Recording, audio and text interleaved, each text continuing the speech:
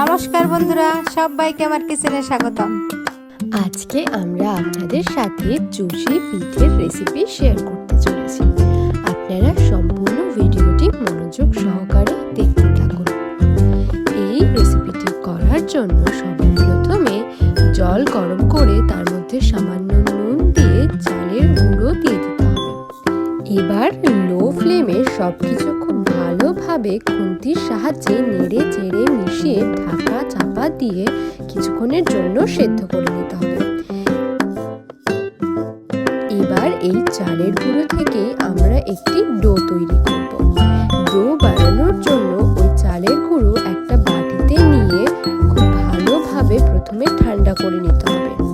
যখন ঠান্ডা হয়ে যাবে তখন হাতের সাহায্যে খুব ভালোভাবে মেখে একটি গোলাকার ডো তৈরি করে নিতে হবে।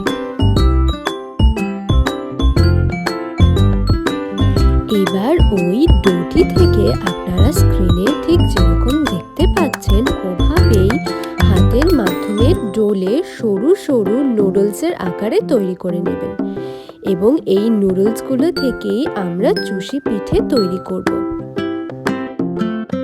এবার ওই নুডলসগুলো থেকে হাতের মাধ্যমে সরু সরু ছোট ছোট চুষি পিঠে তৈরি করে নিতে হবে। আপনারা স্ক্রিনে যেরকম দেখতে পাচ্ছেন ওভাবেই কাজটি করবেন। এবার একই পদ্ধতিতে সম্পূর্ণ ডোটি থেকে ছোট ছোট চুষি পিঠেগুলো বানিয়ে নিতে হবে।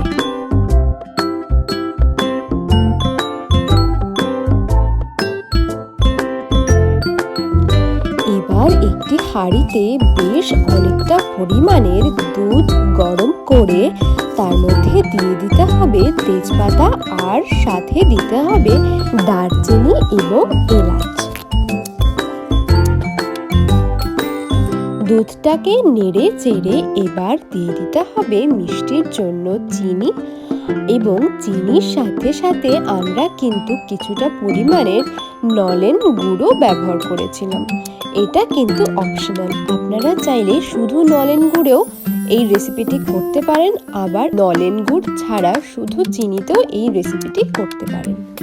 এই রেসিপিটি করার সময় কিন্তু হাই টু মিডিয়াম ফ্লেমে কন্টিনিউয়াসলি দুধটাকে নাড়তে হবে, না হলে নিচ থেকে দুধটা লেগে যেতে পারে। এবার সামান্য একটু নুন দিয়ে দিতে হবে।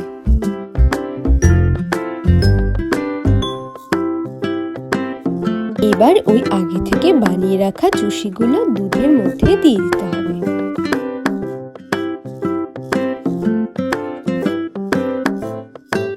খুব ভালোভাবে নেড়ে চেড়ে এবার চুষিগুলোকে সিদ্ধ করে নিতে হবে আর সাথে দুধটাকেও গাঢ় করে আনতে হবে।